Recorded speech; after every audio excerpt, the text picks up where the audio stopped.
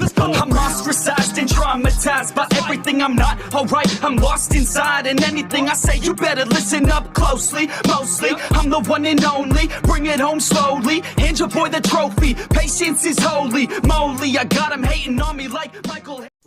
Yo, konnichiwa. Di video kali ini Mimin mau ngelanjutin volume 21. Buat kalian yang belum nonton video sebelumnya, Mimin saranin buat nonton dulu supaya kalian tuh nggak bingung sama alur ceritanya. Tapi sebelum lanjut ke videonya, buat kalian semua yang baru bergabung atau baru mampir ke channel ini, bisa bantu channel ini dengan cara klik tombol like, tombol subscribe, juga nyalain loncengnya agar video-video di sini semakin membaik lagi. Dan kalau ada salah dalam penyampaiannya, mohon dimaafin. Yaudah, nggak usah lama-lama, kita langsung aja yuk gas ke videonya. Cerita dimulai. Pertempuran antara Pico melawan Kumara pun dimulai. Kumara pun saat itu langsung memanggil perwujudan dari monyet putih Byakuren. Dan tepat setelah perkataan dari Kumara, salah satu ekornya pun mulai berubah bentuk menjadi Majin berbentuk monyet. Monyet putih Byakuren pun terlihat lebih mirip seperti manusia jika dibandingkan dengan sebelumnya. Monyet itu saat itu sedang memegang tongkat di tangannya. Itu adalah tongkat yang bernama Shinkobo yang dibuat Kurobe berdasarkan dari perintah Rimuru. Sebenarnya pada awalnya dibuat untuk bersenang-senang dan supaya monyet itu lebih mirip sama Sun Wukong. Ya, bisa dibilang ini tuh cuman akal-akalan dari Rimuru aja.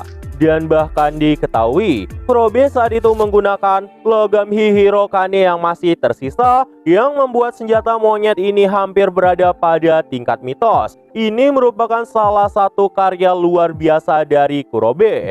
Meskipun tidak sefleksibel aslinya, namun itu juga masih bisa melebar dan memanjang sampai batas tertentu. Ia kurang lebih mirip sama tongkat Kerasakti, namun untuk kinerjanya lebih difokuskan untuk kekuatan, tapi tetap ada efek samping dari penggunaannya. Tiba-tiba, monyet putih itu pun langsung menari-nari dengan tongkat baja di tangannya dan mencoba melesat untuk menyerang Pico. Pico yang melihat monyet itu mendekat pun mulai waspada. Dan saat ini, tindakan aneh dari sang monyet itu merupakan pelatihan dari Hakuro sebelumnya. Jadi, Hakuro sebelumnya sempat memberikan pelatihan kepada monyet putih ketika dirinya punya waktu luang di dalam labirin. Dan karena alasan itu juga, Kumara saat ini menjadi ahli dalam adu tongkat. Bahkan dia saat ini bisa menguasai seni kemampuan berpedang tingkat tinggi. Inilah yang membuat kemampuan Kumara jadi sangat mengerikan. Dengan kata lain, monyet putih saat ini setara dengan kelas jutaan yang nilai keberadaannya bahkan melebihi 1 juta eksistensi poin dan ancaman yang sangat besar yang tidak terukur. Ini membuat Kumara menjadi semakin mengerikan. Dan bisa dibilang, saat ini, kemampuan Kumara juga telah meningkat jauh lebih tinggi dari sebelumnya. Kumara saat ini bahkan telah mencapai keahlian dalam mencapai jin rubah. Dan perlahan-lahan bisa mewujudkan wujud rubahnya. Ini berkat pertarungannya melawan Karyon dan Frey waktu itu. Dan dari pertarungan itu, Kumara jadi bisa belajar banyak hal dan mengerti banyak pengalaman dalam pertempuran.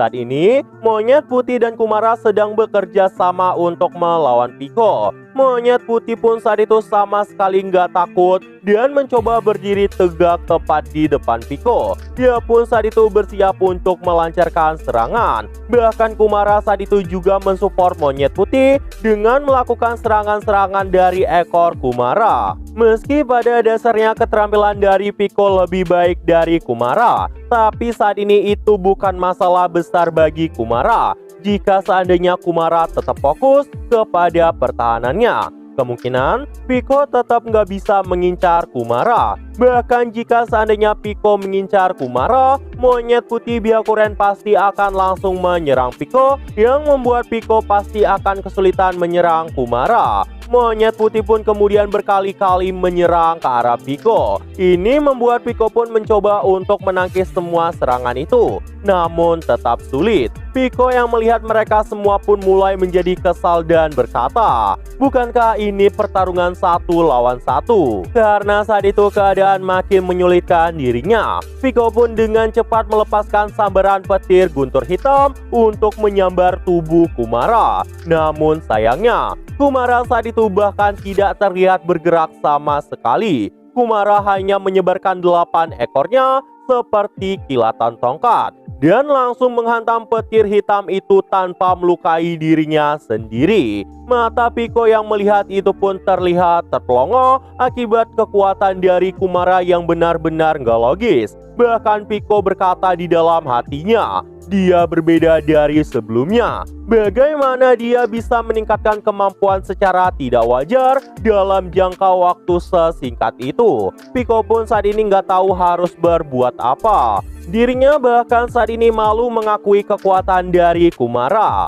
Namun sayangnya Pico tetap nggak mau kalah. Dia pun bertekad untuk menganggap serius permainan kali ini.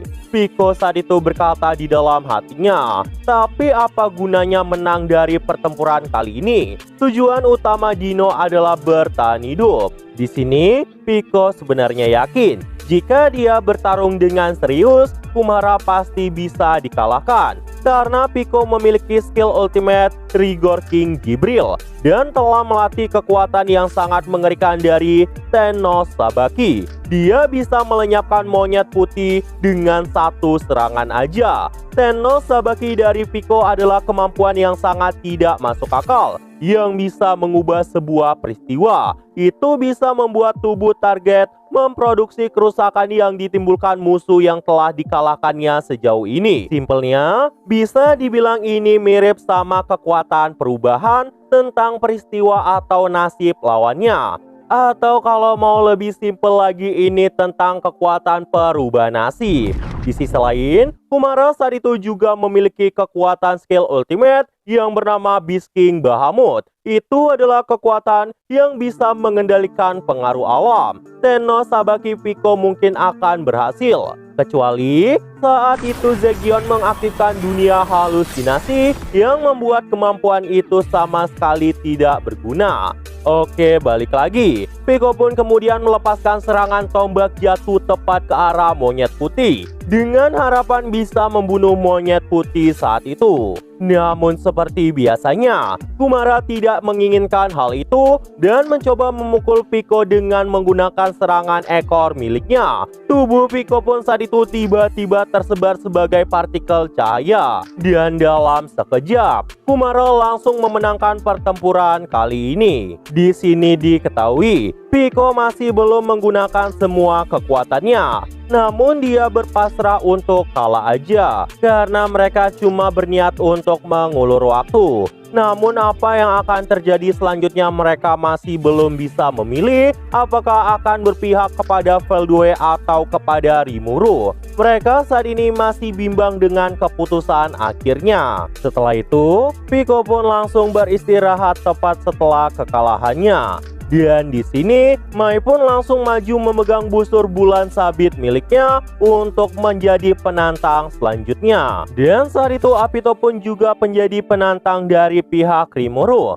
Apito pun saat itu langsung memperkenalkan dirinya. Mai juga langsung memperkenalkan dirinya dengan berkata, "Saya bernama Mai Furuki dan juga berasal dari dunia lain. Meskipun saat ini saya bukan manusia lagi." Mendengar perkataan seperti itu, tiba-tiba terdengarlah suara yang berkata, "Kau dan Rimuru memang berasal dari tempat yang sama. Aku akan memberitahukan kesempatan ini jika suatu saat nanti dia kembali," ucap suara itu. Kemungkinan suara itu berasal dari Ramirez. Dan saat itu pertempuran antara Apito melawan Mai Furuki pun langsung dimulai. Melihat kehadiran Mai saat itu, Apito pun langsung tersenyum. Apito pun kemudian bergerak dengan kecepatan yang sangat tinggi. Melihat itu, Mai pun sangat terkejut karena bahkan kecepatan Apito lebih cepat daripada pergerakannya.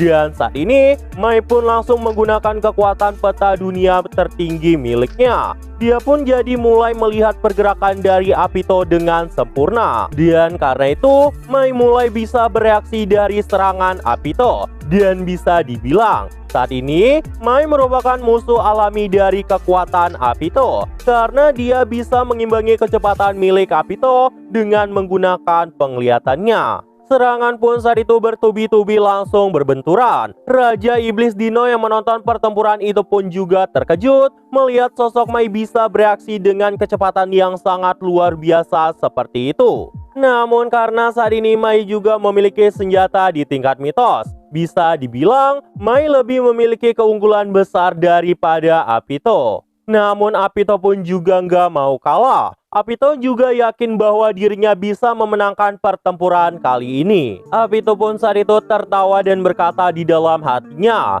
dia ternyata cukup kuat. Gerakan instannya sangat merepotkan. Dominasi spasial adalah kekuatan tertinggi di antara kekuatan spasial. Ini mungkin akan sulit bagiku, karena menangkap Mai pasti akan sangat sulit meskipun Apito memiliki kecepatan di tingkat kecepatan cahaya. Ya, walau saat ini kecepatan Apito belum mencapai tahap itu, namun jika Apito mencapai tahap itu aja, masih sulit untuk menangkap Mai saat ini. Namun alasan kenapa Apito saat ini masih terlihat begitu santai, karena saat ini Apito masih dalam proses evolusi yang belum selesai. Nilai keberadaan dari Apito sebenarnya masih terus meningkat, dan kekuatan Apito juga mulai menjadi semakin kuat. Evolusinya pun semakin cepat ketika eksistensi Apito mulai mencapai angka 1 juta. Di sisi lain, Mai pun saat itu semakin kebingungan kenapa semakin lama Apito malah menjadi semakin kuat. Bukannya energinya berkurang,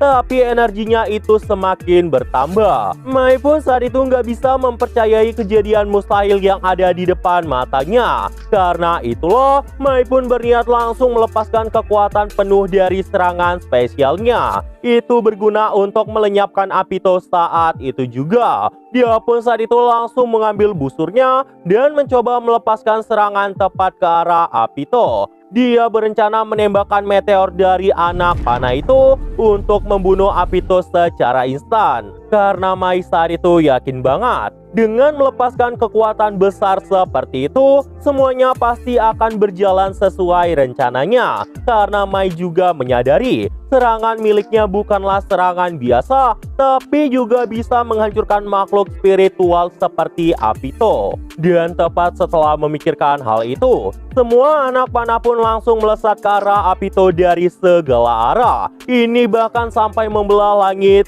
menjadi semangat juang milik Mai. Apito tidak lagi bisa melarikan diri. Tapi sayangnya, harapan tidak seindah kenyataan. Tiba-tiba evolusi dari Apito pun telah selesai. Dan saat itu, terlihatlah wujud Ratu Serangga yang sangat mengerikan. Apito bahkan telah mencapai keberadaan yang sama seperti Peliot. Bahkan rupanya juga terlihat semakin cantik, seperti layaknya Ratu Serangga. Nah, jadi itu aja untuk pembahasan kali ini. Dan tunggu video-video gue selanjutnya dan see you!